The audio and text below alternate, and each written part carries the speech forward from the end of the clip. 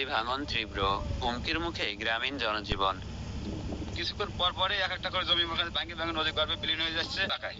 মাগুরা জেলার বিভিন্ন স্থানে সাম্প্রতিক নদীর পানি বৃদ্ধি জনজীবনে নতুন আতঙ্কের জন্ম দিয়েছে।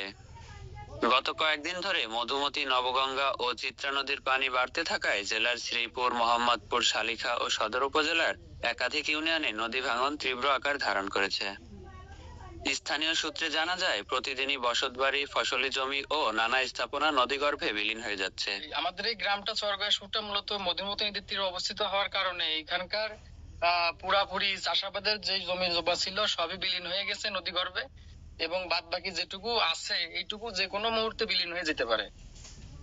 মাগুরা জেলার ত্রিমোহনা সীমানা কিছু মাগুরা সদর, মোহাম্মদপুর এবং কামারখালী সংলগ্ন চরব্যাসপুর গ্রাম সবচেয়ে বেশি ক্ষতিগ্রস্ত।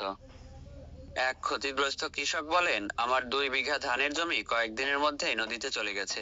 এখন পরিবার চালানোই বড় চিন্তা। সকালে দেখে গেছি পুরো জমিতে ধান আছে, এখন আসে দেই যে অর্ধেক বুই ভাঙে চলে গেছে। এর কারণে কাটতেছি এবং ধানি পায়ে ডসে নামে যাচ্ছি। এ বুই খানিক পর আসলে পারে পাওয়া যাবে না, সব ভাঙে চলে যাবে। অনেক পরিবার ইতিমধ্যেই ঘরবাড়ি হারিয়ে অন্যত্র আশ্রয় নিতে বাধ্য হচ্ছে। কাঁচা ধান কেটে গবাদি পশুকে খাওয়াতে হচ্ছে কৃষকদের। ধান কাটিয়ে নিয়ে যাচ্ছি, মানে বুই তো চলে যাচ্ছে। সকালবেলা ভালো বুই দিয়ে গেছি, ধানটা কাটিয়ে নিচ্ছি গরুর যাতে আপাতত খাওয়ানো যায়। স্থানীয় জনপ্রতিনিধিরা জানিয়েছেন, জরুরি ভিত্তিতে পানি উন্নয়ন বোর্ড ও প্রশাসনের সহযোগিতা না পেলে ক্ষয়ক্ষতির পরিমাণ আরো বাড়বে। আমরা মাগুরাতে, ফরিদপুরে আবেদন করেছি, এখন পর্যন্ত আমরা 2 পাশ থেকে কোনো সাড়া পাইনি। মাগুরা থেকে এক্সচেঞ্জ আইছিল, এসএলএট স্যার আইছিল, ওনরা এসে দেখে ঠেকে গেছে, কিন্তু আমরা আজ পর্যন্ত মানে কোনো এর যে ভাঙন রোধের যে প্রতিকার, এই ধরনের কোনো কিছু আমরা এখনো পাইনি। এইভাবে ভাঙতে থাকে, আস্তে আস্তে দেখা যাচ্ছে এরকম 2-1 গ্রাম এর সাথেই বেড়িবাঁধ, শব্দ কোম্পানি বেড়িবাঁধ, পাকা রাস্তা, এগুলো সব নদী গর্ভে চলে যাবে। তারা দ্রুত নদীর তীর সংরক্ষণের দাবি জানিয়েছেন। মানে আমাদের জমি সব চলে গেছে বিলীন হয়ে নদীর গর্ভে। যদি তাড়াতাড়ি বস্তা না ফেলানো হয় তাহলে আমরা এখন বাড়ি ঘর নিয়ে কোথায় যাবো? অসহায় হয়ে পড়ছি। সরকার পদক্ষেপ নিক, এটা আমরা চাই।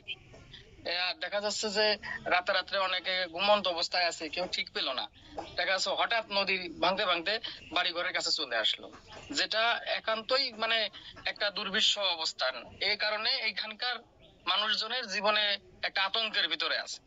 এখন আমরা এই চরগয়াসপুর এলাকার বাসিন্দা যারা আছি, তারা একটা জিনিসই প্রশাসন এবং সরকারের নিকট দাবি করতেছি যে আমাদের জানে এখান থেকে দ্রুত গতিতে অতি সত্বর এইখানে কার্যকরী পদক্ষেপটা নেওয়া হয়, যাতে করে আমাদের এখানকার বাসিন্দারা বসবাস করতে পারে, নিশ্চিন্তে বসবাস করতে পারে। এইটুকুই আপনাদের কাছে আমাদের জোরালো দাবি থাকলো। পানি উন্নয়ন বোর্ড কর্তৃপক্ষ জানিয়েছে, নদী ভাঙন রোধে বিভিন্ন জায়গায় জিও ব্যাগ ফেলা হচ্ছে।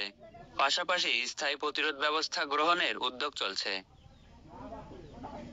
বিশেষজ্ঞরা বলছেন, প্রাকৃতিক পরিবর্তন, অতিরিক্ত বৃষ্টিপাত ও নদীর গতিপথ পরিবর্তনের কারণে প্রতি বছরই এ ধরনের ভাঙনের পরিস্থিতি সৃষ্টি হয়।